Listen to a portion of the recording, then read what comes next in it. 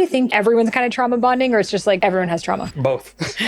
What is beautiful is with the right person, you can bring your traumas to the altar. In holding it all, I think that it opens up the doors for true intimacy to come online. Even men beneath the hard exterior just want to be seen through a society that has told men to be overtly hard and suppress their emotional bodies completely. What advice do you have for women? Is this something that can be taught to men, or is that just going to depolarize the relationship? It's a deep question. Respect. Why we're here.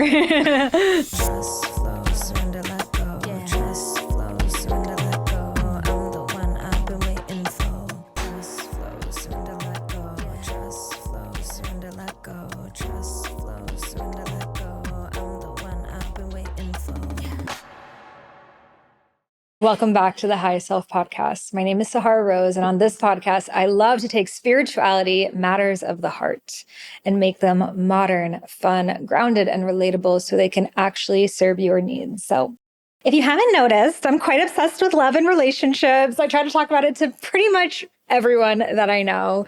And so I'm really excited for today's conversation because you're going to hear someone that I bet a lot of you guys already follow on Instagram, or maybe you've just like reposted these like black quotes with white font.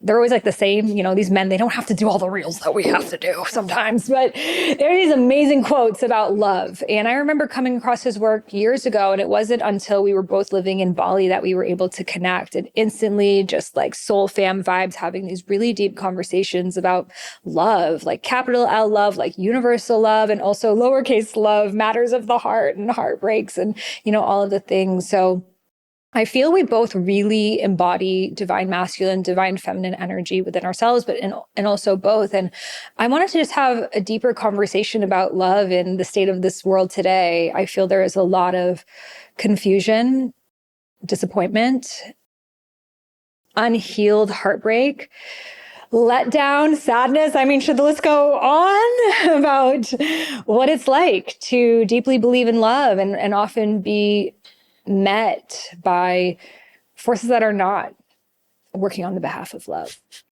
And so it can be challenging for us, but also I do believe it is an invitation for, anytime there's a challenge, right? Like you're lifting weights or something, it's a challenge to have greater capacity.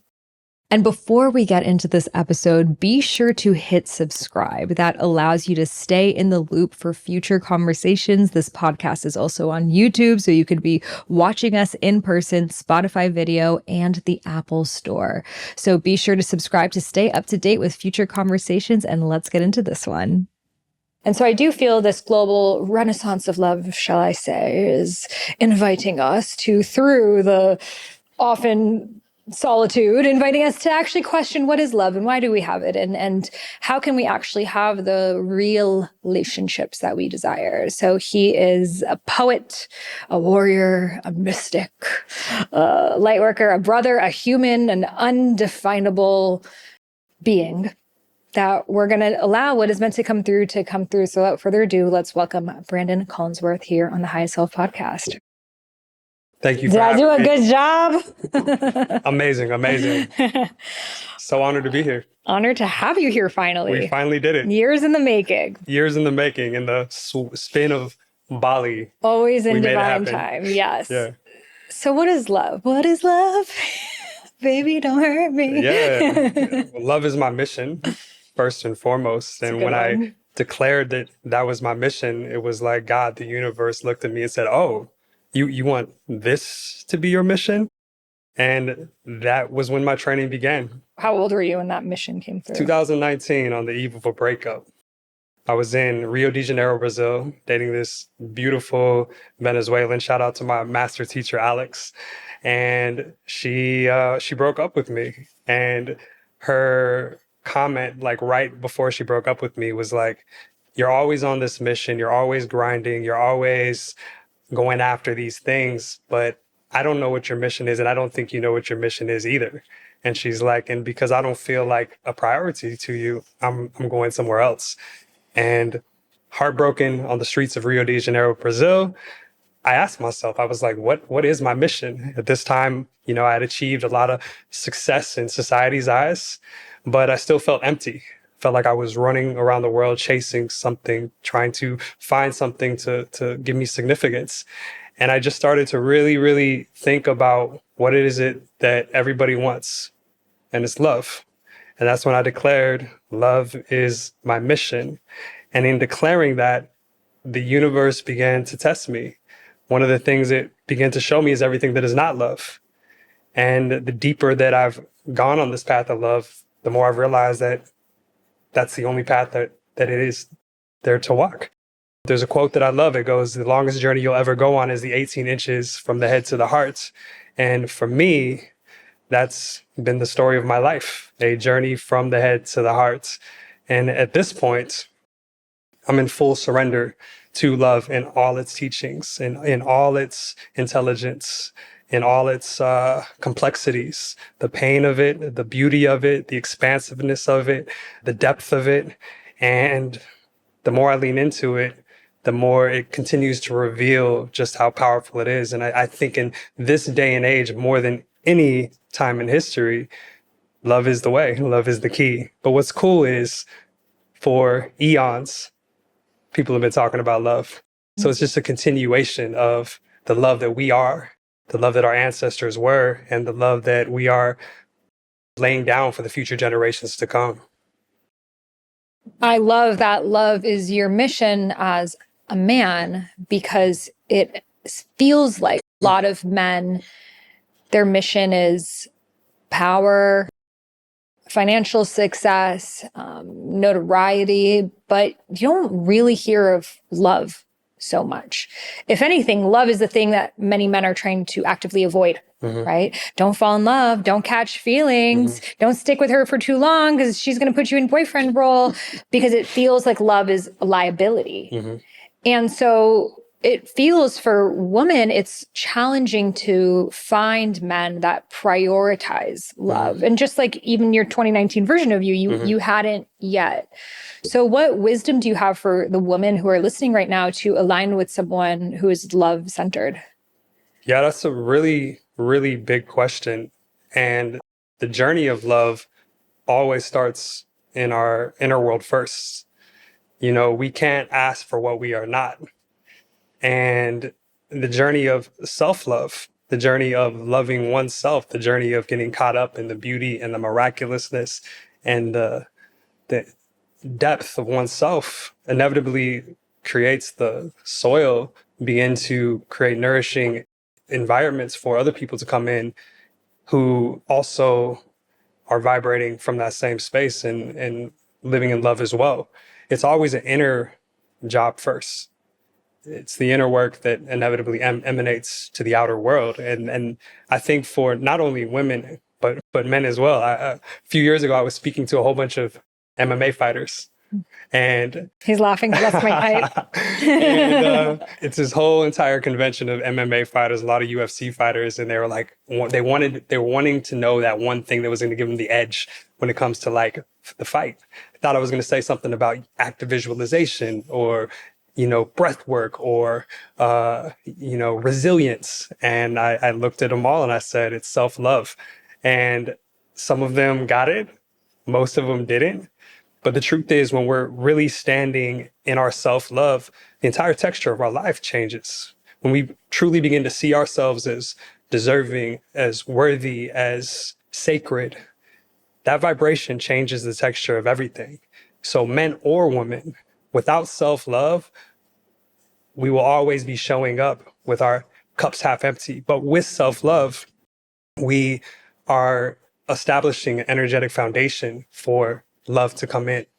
And that is one of the most important things that I think people are constantly missing when it comes to the pursuit of a significant other. A lot of people are coming into relationships from a space of, I want to be completed. And as long as you're looking for somebody to complete you, you're always going to end up disappointed. But when we are standing in our self-love, when we've created a beautiful sanctuary of sacredness and of reverence and of honor and of presence, then somebody, when they're invited into our space, it becomes somebody that just complements what it is we are. And so I think that a lot of people really have to turn inward. And that is a very, very difficult thing to do. In my 20 plus years of working with individuals all around the world, I would say that 95% of individuals continue to live on repeat. They repeat the patterns, they repeat the habits, they repeat the thoughts again and again and again. To get what we never had, we got to do what we've never done. And I think that if somebody's going to do something different, make it about self-love first. And then, there's that like slippery slope of, well, what's the difference between self-love and narcissism? Narcissism is inherently not coming from self-love, although it appears like it's overtly love. Self-love is love for no other reason than the fact that you are one of one. There never has been, never will be again another you. You are sacred, you are special. And in recognizing that in ourselves, it just changes the texture of everything. I have 4 little sisters. I've dealt with a lot of boyfriends. A lot of times we attract what we expect, or we attract what we think we deserve. So again, I have to point the finger, when we point the finger outwards, we always have fingers pointing back at ourselves. And a lot of people who are in this paradox of the dating space, and they're wondering why they're not attracting the one that is everything to them. The most important thing to do is point the finger back at oneself and ask, where am I still not fully loving myself? Why do I continue to let these type of people back in my life? I can only say from my own experience that once that standard changes, so too does the vibrational magnetism that we emanate and we put out. And in standing in our standard, it changes the texture of the people that come into our lives, both in business and in love. Yeah, beautifully said. And I wonder, self-love is such an elusive term. Like I remember for so long, you used to love yourself. I'm like, I love myself. Like I take care of myself. I, set boundaries. I take supplements. I do the things. And it wasn't until after my divorce that I looked in the mirror and I just like really saw myself for the first time. And I really like my head was just crying in my tears. And I like told myself, like, no matter what happens, I got you. That's it. Like it doesn't matter what this journey looks like. It doesn't matter who comes in and out of our life. Like I got you. And so I'm curious for you, like, what are the actions and the ways that we can actually, like on a deep level, really embody self-love? Yeah, absolutely. I think the first key is to treat yourself, or one should treat themselves like they are valuable. How would you step into a sacred ashram in Bali with reverence, with respect, with presence?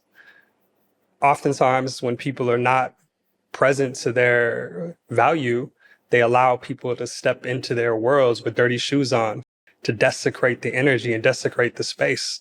The key is to really stand in our value. And when we stand in our value, again, the texture changes. I think that is so important. The second thing is to really begin to stand in your standards. Like the standard that people come into our worlds through or on is truly an emanation of what we've allowed. So like when we're standing in standards that are of like, hey, you need to respect this space. You need to honor who I am. I know who I am. I know what I deserve. It changes the texture. And again, our relations are always showing us if we are standing in our worth, standing in our values, or we are compromising our worth and compromising our values. And that's a bitter pill to swallow, especially for those who are continuing to loop in toxic relationships. But again, like as we were talking about earlier, the more the tools are cultivated, the more work that we do on ourselves, the more the antenna of our own vibration becomes clear and clean. And you start to really feel when people are energetically not a match. And then that question is, can you listen to that? When you feel something is not right for you, can you then say, you know what, I'm going to listen to that and I'm not going to repeat the pattern again? My therapist once told me, if it is familiar to you, even though it is unhealthy, it will be comfortable. But if it's unfamiliar to you, even though it is healthy, it will be uncomfortable. So that's another thing, is like, if a person's only known toxic energy, if a person's only known low vibrational humans, if a person's only known cheating, lying, and all that, they might think that that is the norm. So one of the most important things too is to begin to insert yourself into healthy. Just like when you go on the journey of getting in shape. As you get in shape, you start to vibrationally understand what it means to be in shape. You start to understand what it feels like to be in shape. The same thing comes with relationships. This is why it's so important for those who are on the journey to stop entertaining toxic and start, even if it's like just putting your toe in the water, start putting yourself in healthier situations where there are people that are living with the code, that are living from values, and that are also doing the work. And another thing that my therapist told me was the only thing you need to do to attract healthy people is to be a healthy person. So there, again, the finger is pointed back to ourselves. And those have been game changers for me, at least on my journey. Yeah, that's so beautiful. And, every person, I heard this quote that everyone is either, I think it was like a mirror. So they're showing you a mirror, a window. So it's like a window to show you what's possible. Like this kind of connection with someone can exist. It's like a little peek, but that's not it. Or they're like the door that you walk in. And it's so true. And, the door is like a once in a lifetime, twice in a lifetime. Like there's not so many people that you're going to like walk through life with, but you'll experience a lot of mirrors and some windows along the way. A lot of women listening to this podcast are in a place of really being on their own. They've been celibate for long periods of time, and they don't want to do, the toxic thing, but they're in this place that, some of them have told me 7 years they've been celibate. And so they're wondering, is it even possible for me to be in a relationship where I feel met, or should I just kind of put that down and just focus on myself? Of course, they desire to be, but when they go out and, start dating, they're experiencing that again. So maybe there's still something inside of them. Like, what advice do you have? Yeah. Well, shout out to all the women out there who are... We're the celibate queens here. Shout out to the women that are doing the work, and huge shout out to you women for just being you. Like, let's first and foremost celebrate the feminine, because without women, this world would be nothing. And there is a reemergence of the feminine on so many levels. It's so beautiful to see so many more women stepping into their power, stepping into their essence. Most of the workshops that I go to, it's women there. Most of the yoga teacher trainings you go to, it's women there. Women are really doing the work. And shout out to my brothers who are doing the work too, but I think it's predominantly... Can you just start a directory maybe? No. I know, right? The yellow pages. Yeah. But it's really beautiful to see. There's an incredible quote that my master yoga teacher, Dharma Mitra, used to say, and he said, "Do the sadhana, receive the siddhis."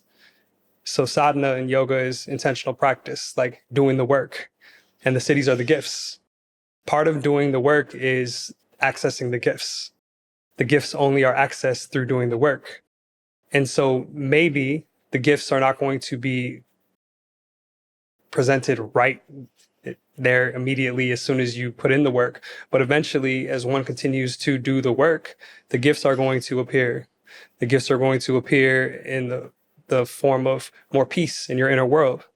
The gifts are going to appear in the form of more confidence. The gifts are going to appear in the form of attracting more high vibration people, more high vibration men. The other thing is, a lot of women that I do know, especially some of my soul sisters, they are wounded. And part of their walls that have come up is to keep men out at all costs. And although that might keep you safe, life is not meant to be lived that way. There's so much beauty in continuing to put yourself into the colors of life.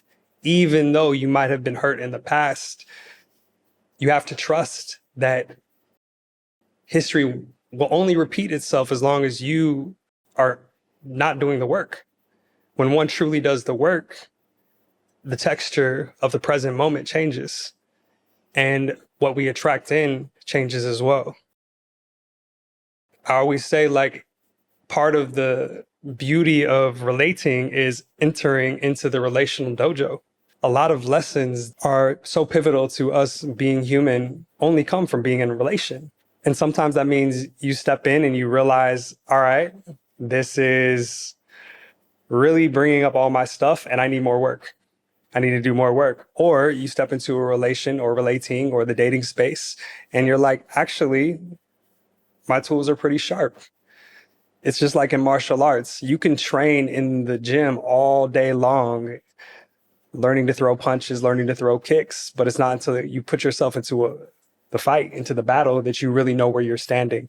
And so to those who are on the path of love right now, the most important thing is to step into love. Step into the space, step into the container, step into the relational gym to see what comes online. Otherwise, it's easy for years to pass by and for all these walls to come up and for one to live in this super protected space where life doesn't really come to life. And so it takes courage, especially if you've been hurt, to step back into those spaces. But you also have to trust that the tools that you've cultivated over time are going to open the doors for a new standard of beings that come into your world.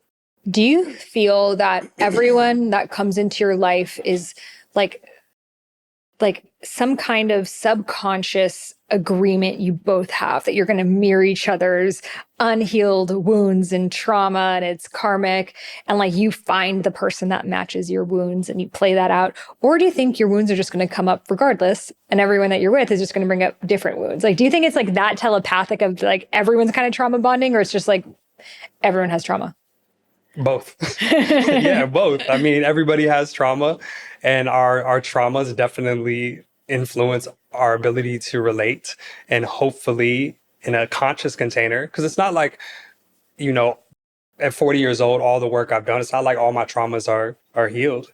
But what is beautiful is with the right person or the right partner, you can bring your traumas to the altar and say, this is who I am. This is what I am. This is what I'm working through. Maybe it's, I feel anxious when you move this way, or I don't like this thing, or this thing triggers me. Again, self-awareness allows for these things to be talked about deeply. Self-investigation allows for us to truly know thyself.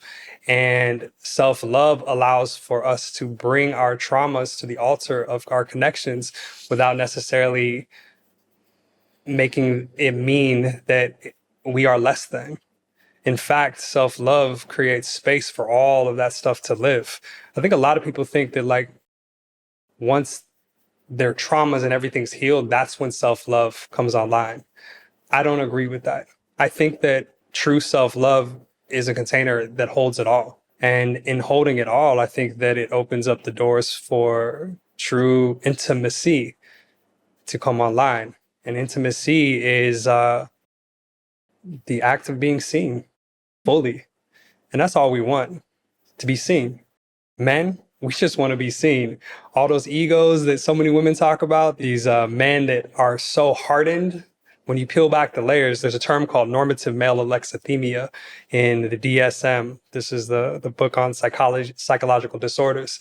And it's men's disconnect from their emotional body through a society that has told men to be overtly hard and suppress their emotional bodies completely.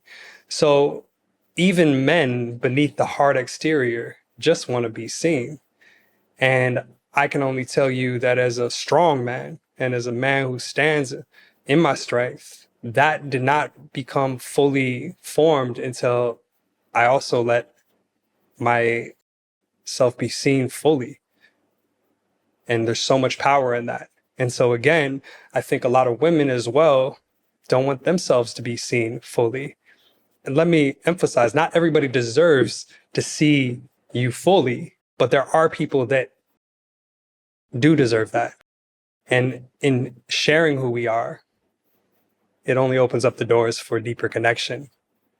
And it takes courage. It takes courage to put ourselves out there. It takes courage to date again. It takes courage to love again. It takes courage to choose again. It takes courage to go to therapy. It takes courage to do the deep work. It takes courage to ask the big questions.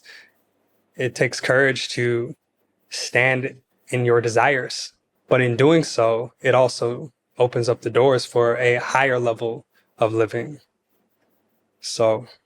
Absolutely. I know what many women are thinking right now. Well, I would love that. I would love a man that, you know, I could hold space for his emotions and he can hold space for mine and we can dive deep. But Branden, the guys I'm coming across, like, they don't even ask me a question. And it's interesting because I know you are surrounded, but I think a lot of women, they're not surrounded by conscious men. So they go on dating apps. And the majority of people on dating apps are there to hook up, you know? And so it's the only place they're meeting people. They're coming in hopeful to find love. And the guy's like, you know, whatever, let's have a wine night at my place. You're like, what? I, you know, want to deeply get to know you. And it's not what they're there for. And so a lot of women feel like I am not like meeting the kind of man who would even be able to hold that level of conversation. And so it's a matter of lowering my standards and teaching him, maybe bringing him into this world, or just being on my own and waiting for the day to come that, you know, Branden's twin comes along, you know, like, that's what they're waiting for. They're like, great, Branden, just clone yourself for all of us, please. So what advice do you have for women? Is this something that can be taught to men, or is that just going to depolarize the relationship? It's a deep question. Respect. Why we're here. Well, first, no lowering the standards. Ever. Okay, I guess we'll be celibate for 7 more years. no lowering the standards. That is key. But also, it's important not to be rigid. Flow. Like, stand in the standards, but allow there to be some flow. And part of there being flow means that there is the courage for there to be flow. So rigidity is holding on to how things should be. Life is not meant to be rigid. Life is meant to be colorful. As far as like the men out there, I know so many great men. And names, Instagrams, what's going on? And I in the show notes, you're going to find out who all 12 of them are. hundreds of great men. So many men doing the work. Why don't you just be a matchmaker? I could. I really could. Come on. Because I know so many good men. I'm proud of If you so matchmake me, you get to officiate the wedding. You heard it here first. I already told you I have somebody in mind. Make it happen, bro. Right. I'm waiting. I got you. I have so many brothers that I'm proud of that are doing the work, and they're there. And I have so many soul sisters who are saying the same thing that you are, that there's no guys out there. And you haven't seen what it's like. Well, I want to go through a dating app with you and just show you. I've seen that. My soul sisters have shown me. It's wild. The thing is, again, like, to limit our ability to connect down to a square box on a phone, I think takes out the magic and the essence of connection, of the pheromonical response. As we were talking about earlier, what I've learned in my journey is that if you walk into a room and your human instrument is healthy, there can be 100, 200 people there, and there'll be one person that captures your attention. And in my experimentation, that person, there's always an opening for a connection there. Vibrationally, if one were to pursue that, like, nudge or that feeling, that inkling of what's there, in my experience, there's always something there. Now, it takes courage to approach people. Should women approach men? What are your thoughts on this? I think so, yeah. I think like at the gym, let's say they have AirPods on. What are you going to do? Hey, stop listening to Joe Rogan. Do you want to ask me out? How does it work? How would you like to be approached? I mean, it's very attractive when a woman has the courage to say, hey, like, this is what I want. This is what I see. She walks up to you. Hey, you, take these out. This is what I want. This is what I see. No, this is the direction I see. Who knows? Maybe not those words, but you know, like no, like give us the play-by-play. Like, okay, there's a cute guy at the gym, but he has AirPods on. What do we do? I mean, it's a case by case scenario. Like, to be 100, do you trust yourself? I don't know. You don't know. I don't know. My Yeah. track record. No. Yeah. Okay, let's just say it's like, what do? You compliment their tattoos? Like, what's the move? I think it's just about relating. It's just about connecting. I mean, the essence of game, if I were to like speak to my brothers, Spit us some game, the please. essence of game is just connecting. But how does one connect in this world where everyone's so in themselves? Like, I just feel like Hi. just Hello. hello. My name is. How are you? Interesting. Who are you? As simple as that. People have lost the art of just connecting, and I feel we are so afraid of being rejected. us too. Yeah. Men too. Yeah. And I know it's hard Like for men. For sure. petrified. It's really hard. Yeah. And also afraid of he's in a relationship and I don't want to be that person approaching like a married man or Us something. too. Yeah. Us too. And that could always be the case. Or they're not in a relationship.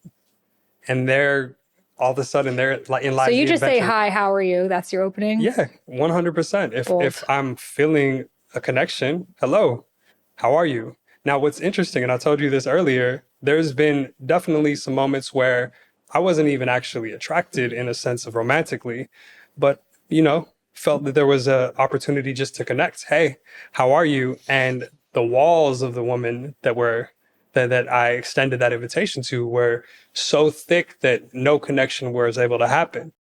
I think also a lot of women, because of their wounds, are actually putting walls up that is keeping them away from good men. I feel like, and this is, it's not just... You can say the hard thing. We're listening. Okay. It's not just you saying this. Is so many of the women in my life are constantly reinforcing this narrative that there is no good men. First and foremost, we need to throw that phrase out because there are so many good men. And the second thing is like, there's no better way to connect than to connect.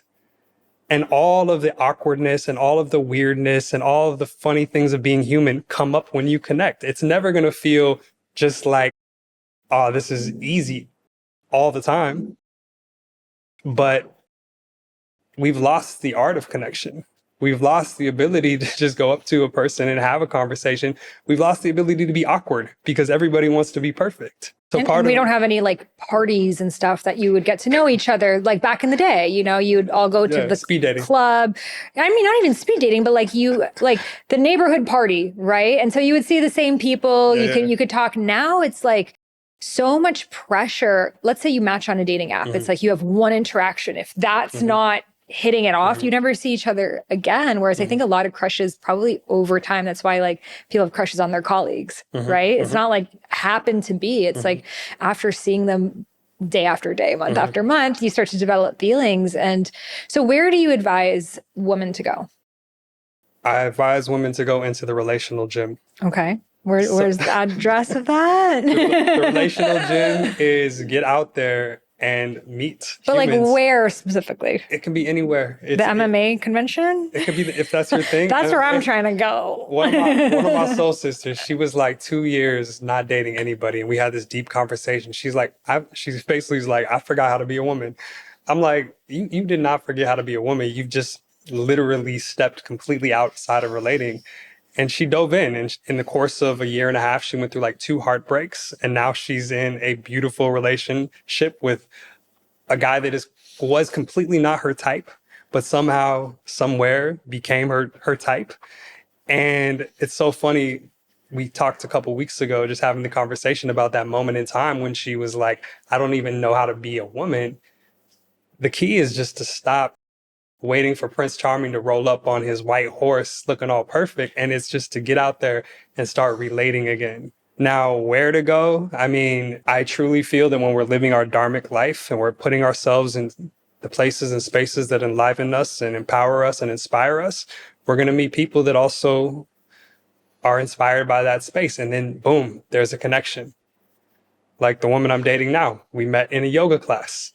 That opened the doors for us to deepen in so many ways. And so again, it's about getting off the phones and getting into life. Yeah.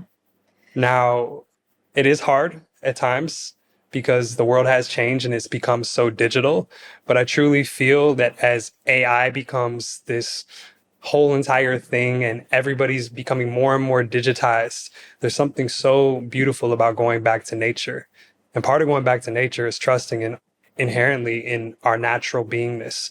It's trusting in the vibrations that we pick up on. It's trusting in the pheromonical response between woman and man. It's trusting that when there's a spark, there probably is a spark, and it's having the courage to follow through on the spark again and again and again. Have you recently gone through a heartbreak that rocked your world? And honestly, you're still maybe picking up the pieces. You've learned so much from this experience, but you also know there's so much more awaiting you. And probably you have an intuitive sense that this was meant to happen for you to become your highest self. Well, I've been there. At the end of 2022, I found out that my then husband had been cheating on me. And it was the most horrible news I've ever gotten. But now looking back on it, I can say it was my life's greatest blessing. Because without that, I would have never left the marriage where honestly, we were quite incompatible in many different ways. But it took me getting to that level for me to actually see what was not working in the relationship and for me to set off and create this new life where I traveled the world for a year, started producing music, singing, rapping, dropped an album called My Body is an Altar that has hundreds of thousands of streams around Spotify, creating music videos, moving to LA, dressing in these really cute outfits, becoming my fullest expression, and most importantly, not having anything in my consciousness that I'm afraid of anymore. I have become truly liberated. And that is the gift of a heartbreak. So all my friends would come to me when they would go through their heartbreaks. I know a lot of people are in it right now. And this is why I've decided to create my ultimate heartbreak healing course. So it guides you step by step with the exact tools and realizations that I used on myself during my heartbreak that have allowed me to not just heal from it, but become this version of me that I am frankly obsessed with. So for 33 days, every single day, I will be guiding you through a practice. Journal prompt, will be writing poetry, healing and transmuting so much, but most importantly, taking this as the opportunity for you to become the version of you that you've always felt it was too soon to be. So I'm so excited for you to get started. As soon as you join the course, you can get started on day one. I have seen insane transformations and I can't wait to see what awaits you on the other side. So head over to iamsahararose.com/heartbreak and use coupon code podcast for $50 off. Again, that's iamsahara, SAHARA, rose.com/heartbreak and use coupon code podcast for $50 off. You can find that link in the show notes, and I'm super excited for you to meet the version of you that's on the other side. Yes, and I feel that a lot of women, and I've been there myself, like I remember after my divorce, I was going places, I'm like, I'm not meeting anyone, like there's just no one. And looking back, like I was so not ready, you know? And so I wasn't, like I was definitely giving off, and I probably still am, but I was definitely back then giving off massive, like I went to Mind Valley, I was like, oh, I didn't meet anyone, because I literally would just go give my talk and like come back, you know, just like so focused. I'm not making eye contact with people. I'm not giving open, receptive body language. So of course, if someone saw me, it's like, okay, this girl's clearly like here on mission, or I would just talk to my friends the whole time. And I think a lot of us women do that. Like we're like, okay, we're going to go out. We're going to meet guys in real life, out in the wild. We're going to do it old school. And like, we all get ready for hours. And it's like a group of 8 of us at like a dinner table. And we're like, where are the men? Why aren't they approaching? It's like, one man's going to go to a group of 8 women. And like you, like, I'm going to start a, like, imagine the rejection you'd have to face of like walking away from that table and all 8 girls like judging and laughing. And so I've learned like do things on your own, which is hard for a lot of women because we're so used to having like a bestie and a buddy. And I do feel when we're out on our own, we're just so much more open and approachable, and even just like looking around the room, just like smiling at people, and even starting conversations with people that we don't want to date. But I think it just gives off an energy of I'm open to converse. And then maybe someone who's looking at you at the corner of their eye will start a conversation. And then I also think the type thing is really big. That I think a lot of us women, and I don't know if men do this too, we scan the room for our type. And if our type's not there, we're not available, you know? And it's like, but maybe that person who is not your type could have been an amazing person. You never gave them a try. In my experience, in my current situation, wasn't my type. And it's proving to be one of the most beautiful connections that I've ever experienced. And that has brought up a lot. And it's required me to like rethink about what a type is. So what is a type? Is a trauma. Yeah. Like, when did our type become our type? Right. Because types change too. Yeah. And why is our type our type? Yeah. You know, if tall, dark, and handsome, which it sounds like most women are into the tall, dark, and handsome vibe, if that was your thing when you were in your 20s and you were untooled and not in therapy and had no like sense of self-love, maybe your type is supposed to change as you actually get healthy. And part of my journey has been to let go of the old types that were my types when I was younger and immature and in my traumas, to the man that I am now. And that's changed the texture of everything. Because, you know, at 40 years old, 20 years from now, I'm gonna be 60. Am I still gonna be like trying to like chase the types? Some 60-year-olds, yes. But like at 60, it's about family, it's about depth, it's about soul, it's about legacy.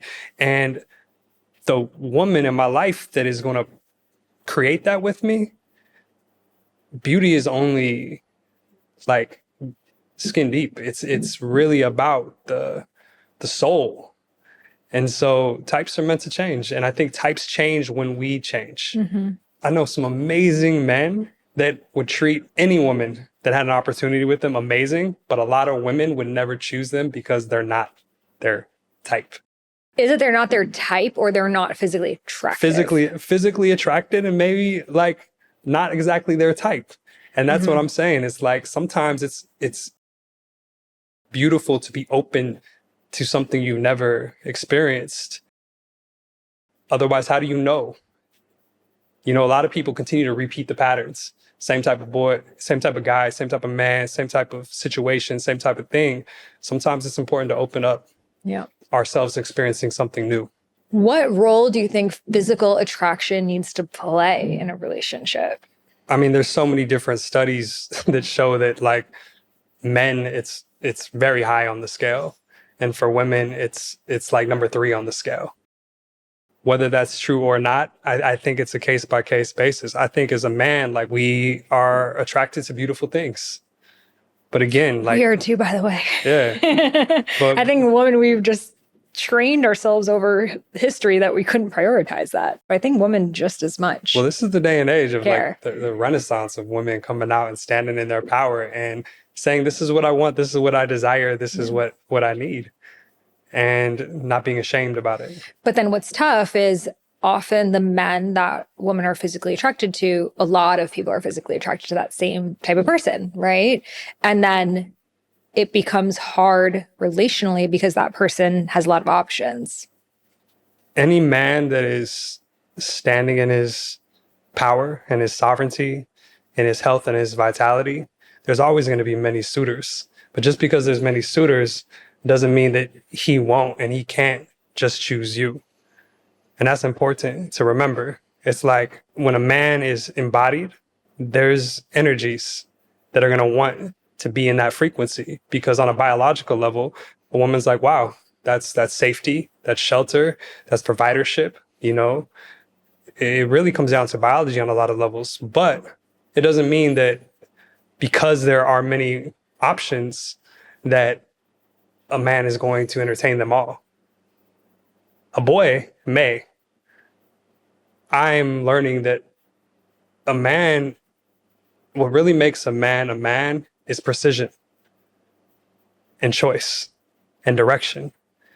And when our energy is leaking everywhere in multiple directions, it's hard to be in our power. And so another thing that's coming online, especially my brothers that are stepping into their 40s, stepping into fatherhood, it is the choice point of choosing one. And what's beautiful is in the choosing of one, when the power becomes concentrated, dedicated, devoted, so too does their expression. It becomes amplified. And so there's a lot of power in choice. And so I don't think it's about like this idea that there's not going to be many men or women that are attracted to an embodied woman or man. But it's remembering that when the tools are locked in and the intention is right, that really doesn't matter. Yeah, it feels like as a woman, we reach this point that we're like, okay, my type isn't working and I need to prioritize something else besides physical attraction. Because if that's the number one thing, then you're going to go for like the hot fuckboy guy, right? And then so eventually you have to move on and prioritize other things. But then it sometimes feels like, and I see the conversations with my friends is like, but I'm not attracted to this person. Do you think attraction can grow over time? Like you can just like, but they're such a good person. So I'm going to like fall in love with that. I do, but I think it's a case by case scenario. I mean, if somebody's completely, you're just like, I'm not into this person at all. Yeah. You probably should listen to that. But if they're cute and they're a vibe and they're beautiful, I think that attraction can grow because, you know, again, shout out to I'm not gonna bring it on the podcast, but after like a lot of times, like from a sexual standpoint, once you get past the sexual charge and energy of connecting, a lot of times for men, that attraction will like dissipate. We'll be super sexually charged, energetically attracted to that woman, and then that energy will dissipate. My father, this is why I was laughing, he would call it the after nut discussion or the after nut discussion room. And I say this because a lot of times initial attraction is predicated on sexuality, but there are deeper levels of attraction, deeper levels of intimacy that come online beyond sexuality. Sexuality is like the entry point for a lot of people's connections or relating. And then sexuality can also be super, super deep. But again, as I was speaking earlier about 20 years from now, is it going to be all about my woman being this perfect 10? It's not. It's going to be the soul connections that we have. It's going to be the shared stories that we have. It's going to be the trials and tribulations that we have. One of the most attractive things for me, especially like going through both of my parents dying, was the women that were there for me when I was going through some of the most challenging moments of my life. That's attractive. And so it's important to remember like the initial attraction oftentimes dissipates, but what keeps people around is all the other levels of attraction that come online when we open our doors for that. And to be 100 with you, like some of the most beautiful women that I've met or some of the most beautiful women that I've dated haven't been the most attractive on the inside. And that is something that is like really important for me to always remember. It's like as men, we oftentimes see the shiny object, but in knowing that it's only skin deep and what lies beneath the surface is truly where the magic is, that again really changes the texture of how to relate. How can we know the difference between a boy and a man? The power in that question really lies in the aspects of initiation. And I feel like what truly creates the bridge from a boy to a man is the initiatory practices in the society that he, quote unquote, is raised in. Unfortunately, in the West, many men have never been initiated. Our initiations in the West are getting drunk. Our initiations in the West are getting paid. Our initiations in the West are, having sex. Our initiations in the West are like fraternities, gangs. Yeah. Whereas like in indigenous culture, it was a definitive moment where you were no longer a boy and it was then time to become a man. One of my favorite psychotherapists, Francis Weller, speaks about this concept called suspended adolescence. And he says that there's a lot of grown boys in men's bodies, or boys in men's bodies. It's like little boys running grown men machinery, little girls running grown women machinery. I think without the proper initiations, without the proper rites of passage, it's really hard for a man to become a man. Now, life is going to initiate you. You are going to go through heartbreak. Some of my greatest initiations were heartbreak. Shout out to all my master teachers, the women that held space when I was both at my best and at my worst. Death is going to initiate you. Loss is going to initiate you. Society and the craziness of the world is going to initiate you. And so I feel like part of when we're here long enough on earth, inevitably certain initiations are going to happen that are going to give us the opportunity to mature into a fully formed adult. When it comes to men, this is why it is so important for men to be around embodied men. This is why it's so important for men to surround themselves with communities that are going to hold them accountable. This is why there are so many grown boys in these spiritual communities that we continue to hear about that are like completely desecrating the sacred and the feminine because there's nobody holding them accountable. So when we surround ourselves with a community of accountability, initiation is the byproduct. The little boy has to change. He has to transform. He has to grow up. And again, I think that a lot of men are being called into their fully formed manhood. Will it all happen at once? No. But I think that there is a shift beginning to happen. And I think the same thing for women. It's really beautiful to see so many of my soul sisters standing in their feminine and embodying who they are and standing in their power and sharing their sensuality in a way that is true to them and speaking their truth.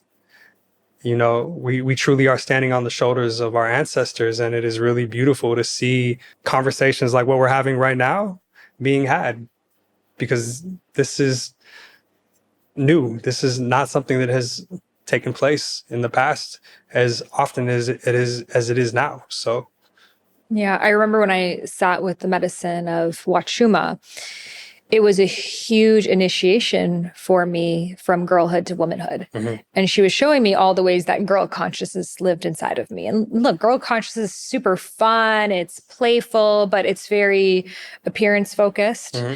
and void of responsibility and wants attention. Mm-hmm. Look at me. And it was showing me all of the ways that lived in me. And, you know, I was with my ex-husband since I was 24 years old. And then I was in a 4-year relationship before that. So I never had 20s. I was like a married woman, you know? And so it was almost like once I got divorced, I was like, oh, I get to like go to Trinidad and like wear this outfit. I want to do that, you know? And then it was like, okay, fun. It was like, you had your fun and you're a woman.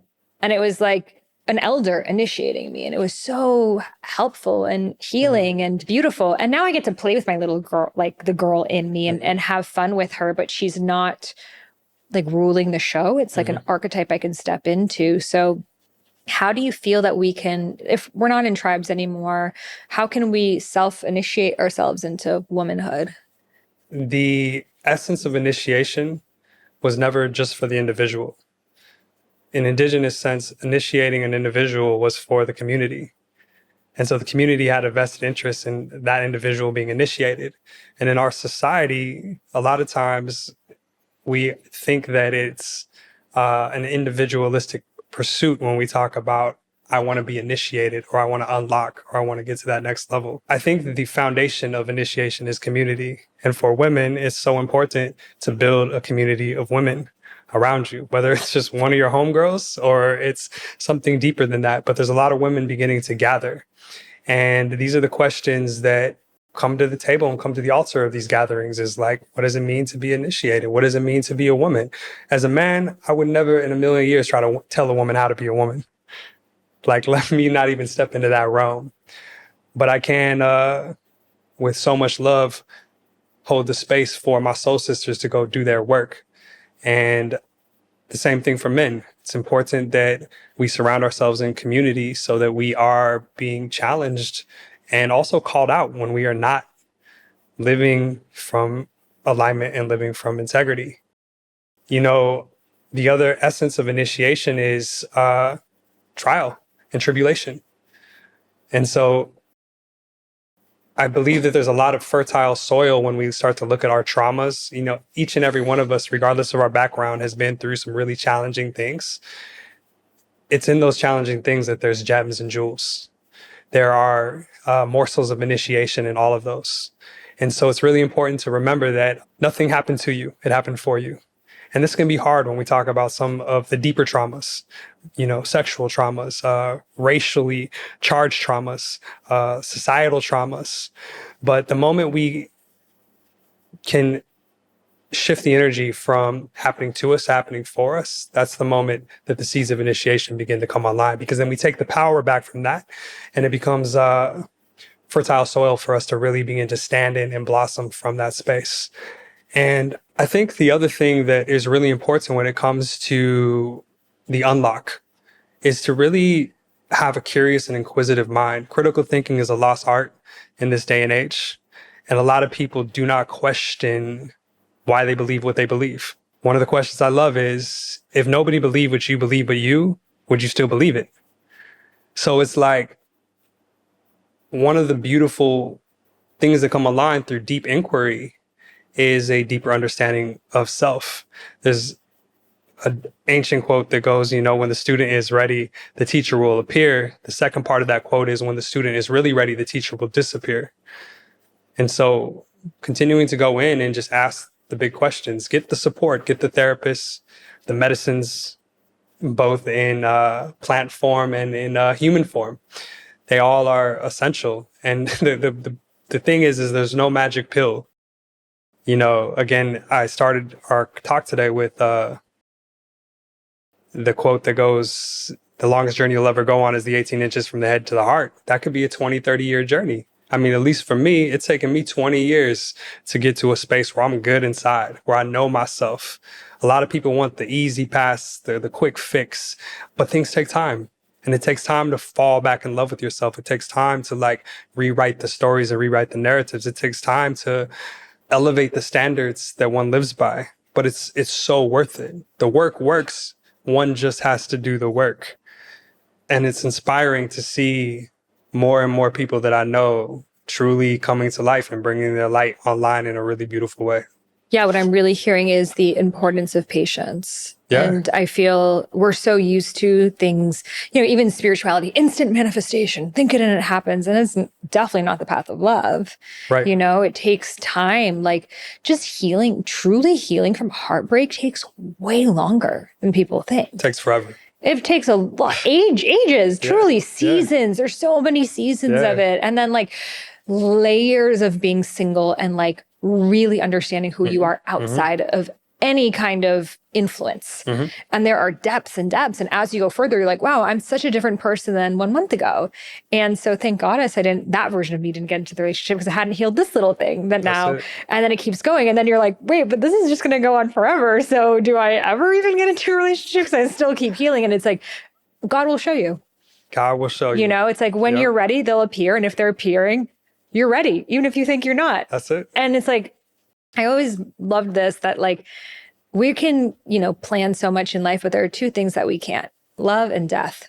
That's it. Those are the two things you cannot plan the timing for. That's it. And I feel like we often think, okay, well, I did the work. He's not here. It didn't work. And it's like, there is another little cavity of the work that you need to heal this, to heal this, to heal this, to heal this, and then have this heartbreak to create the synergy of this that led to that.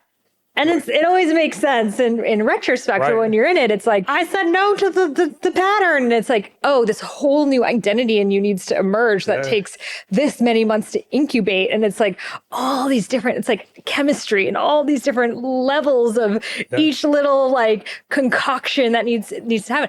And then you meet the person, and then a whole new journey starts. That's it. That's it. Great synopsis. And that is love, my friends. A question that I often like to ask people is, can you love yourself enough to struggle? Because there is struggle involved in every stage of it. Every stage of it. Struggle in the new relationship, struggle in the old relationship, struggle in the same. Just choose, That's it. Yeah. It's a struggle to pick up something new. It's a struggle to lay down the old. I mean, struggle is a part of the journey, but love creates space for the struggle to happen. And in the struggle, something new is formed, something new is born. I'm curious if you have in your human design the channel of struggle. I have it, and you might have it too. I think it's your spleen and the root. I don't know if you know about human design connecting. I'm almost positive I have that. I have it too. And we learn all of our things through struggle because I'm like, Shout I like a fellow brother that likes the struggle. That's a good one. Yes. I do feel we're in a new era of relating, right? The old model of marriage till death do us part. This is what it is. It's not working. What do you see as this new paradigm of relationship? What does it look like to you? I'm old school. I love the idea of one and going deep with one, but I don't feel like it's this old school mentality of the matriarch being suppressed by the patriarch. I feel like it's a collaboration.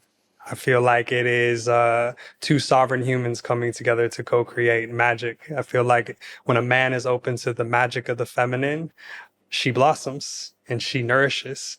And when a woman is open to the magic of the masculine, he protects and he reinforces purpose with precision. And I feel like that is the magic that is coming online. It's so beautiful to be able to sit with so many of my soul sisters and have such deep, inviting conversations. It's so cool to see so many women aware of their wounds and to be able to say, you know what, this is something that I need to shift and I need to change. And again, I feel like the intimacy and texture of relating is changing and transforming rapidly. I feel like the more and more people that are doing the work, the more and more these relationships that are coming online are going to be truly cosmic on all levels and create energy and love that we've never ever seen. Yeah. And I'm excited to be a part of it. I'm excited to continue to hold the frequency of love and trust that love is intelligent. Love is hyper intelligent. And all we have to do is surrender to it. Yeah, if there's anything I've learned, it is to trust the intelligence of love because it knows things that we don't. And maybe you two were meant to meet to have certain conversation or create this thing or like hurt each other in a specific way. And it's like Cupid is working up there, shooting his arrows. Like, you two, you got some work to do. Okay, complete. Here's the paradox of it. But then the pattern. Trust the intelligence of love, but also don't fall into the pattern that you're so familiar with. That's the dichotomy right there. That's it. That's it. And that's everything in life, but especially in love. I mean, sometimes it breaks my heart that I'm like, we humans just want to love so badly. Like, we're here to love. But then all of our pain and struggle like comes from said love. And then we're like, I guess I'll have to do without it in this lifetime, but we want to so bad. I'm like, God, what kind of game is this? You know, hurt us so bad to think we want to do the most.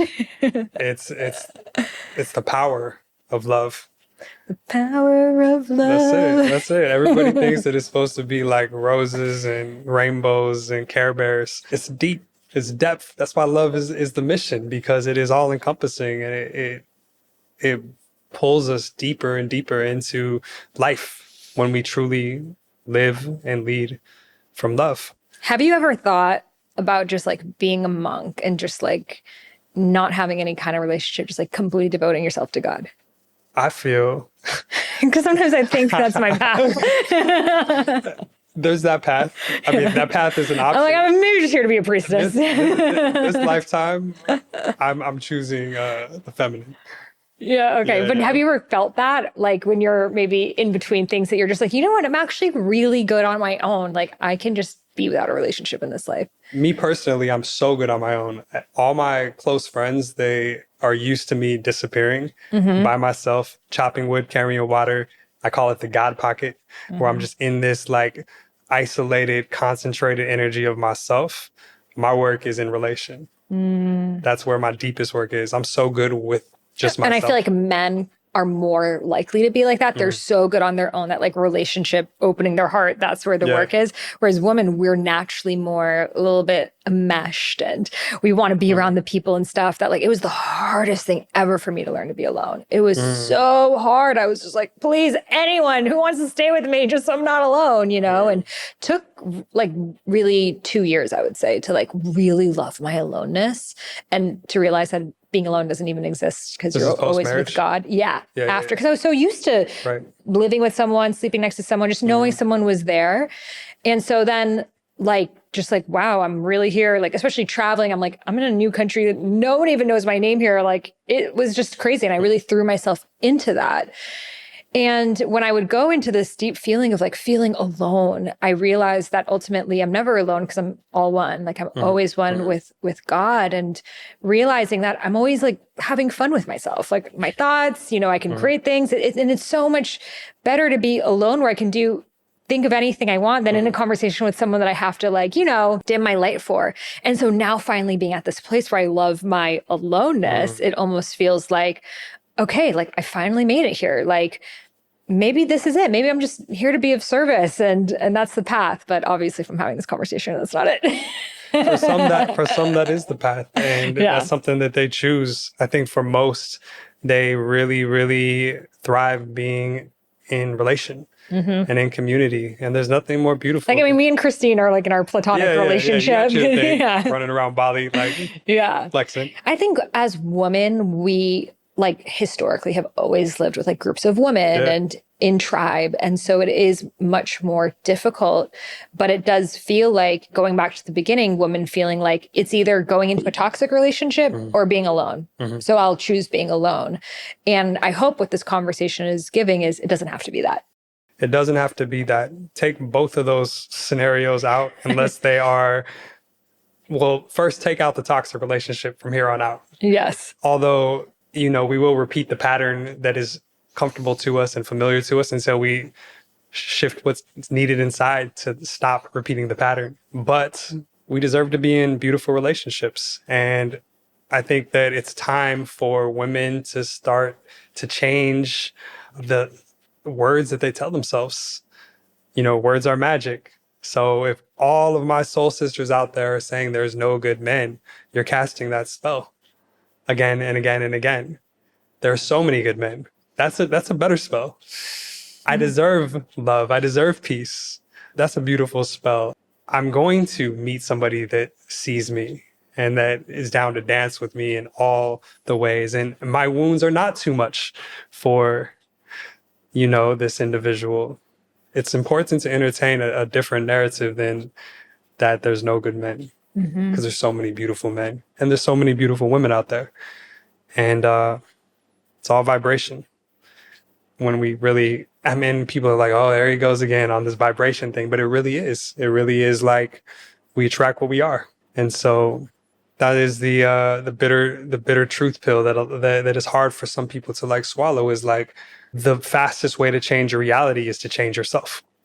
And so if you're not attracting what you desire, it's time to switch some things up. Maybe that means the next cute guy that you see, you just go and spit some game. Hi, how are you? Hi, how are you? Hello. I'm never going to do that, but thank you for that wonderful suggestion. The last question I want to ask you is, do you believe in soulmates? Just going to ask casually. Do you believe it's like you heal and you're just a match and there's all these different people, or it's like you heal and like they're on their healing journey and you both need to be a certain level of heal for you to come into harmony? The definition of soulmate, I feel like it switches between people. Everybody has their own definition for it. But I believe that I've had 3 soulmates already. My first love showed me, when I was like 20, she showed me how much I didn't know about love at all. That was her lesson. And it changed me forever. My second love, which was when I was like 32, was all about showing me how to receive love. And a few years ago, my final soulmate was all about teaching me to finally love myself. And so they were essential to my soul's journey. Heartbreaking. Every one of them blew me up inside. But they were all so sacred. And I do look at them as my master teachers. And every morning during my sadhana, I give them gratitude, because I wouldn't be who I am without them. And so another message just to all y'all out there, if you're going through heartbreak, hopefully eventually one day you'll look back and see them as your master teachers as well, because God gives us exactly what we need, I believe, on all levels. And sometimes it just takes time for the lessons to become integrated. Do you believe the person that we end up with is a soulmate, or the soulmates are like preparation and we can end up with whomever? I believe so, yeah. I mean, I think that I think we can have multiple soulmates. Some would argue you only have one, but I definitely believe that each person comes in our lives as a lesson and as a teacher for our souls. And so I think that fits the definition of soulmate. Yeah. And whether or not we end up with just that person, that one soulmate, or we have many in our lifetime, I think that it's a case by case scenario. Yeah, I mean, there's so much conversation around twin flames and soulmates and sacred union, and everyone has their own unique perspective. But I agree with you. I do feel we have multiple soulmates, different chapters of our lives, teaching us different lessons that only that texture can. I can also see people taking very step back of like, okay, so I'm just gonna like wait around for my soulmate to pop up. And I do, maybe sometimes there's an instant love at first sight attraction and chemistry, but I think sometimes, yeah, maybe your soulmate was like the milkman every day that you're not paying attention to until one day, you know. I wish we had proactivity is huge. Yeah. Like just getting out there and like changing the reality, changing the narrative. You know, a lot of people live like Groundhog Day. I don't know if you've seen that movie. That might be dating myself, but like every day waking up, same thing, same routine, same behaviors. It's so cool that as humans, all we got to do is just choose a different narrative, choose a different reality, and everything can shift. Absolutely. And so get out there. And this is to all my soul sisters who are going to be listening to this, who get out there. There's great guys out there. Stop holding back. Okay, so we're waiting for your directory of everyone's Instagram. We'll have it in the show notes. We're going to go to that gathering that you're going to put together. Have you ever, eligible? Yeah, have you ever thought of doing that? The eligible gentleman. Little speed dating thing? I mean, I definitely could that would be fun. Put something together like that. Okay, great. Maybe well, you heard it here first. 2028. Okay, everyone listening gets a ticket.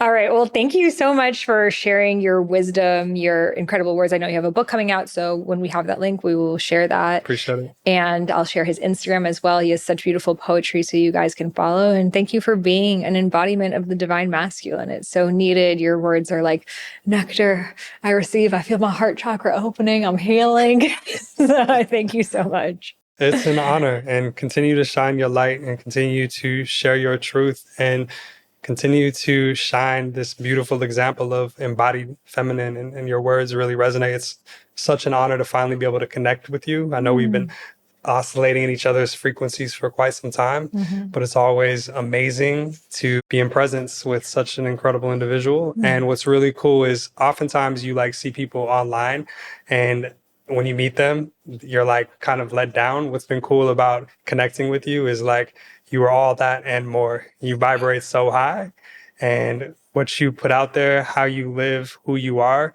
is like truly embodied, and it's really beautiful to witness. So thank you for inviting me on and keep shining your light.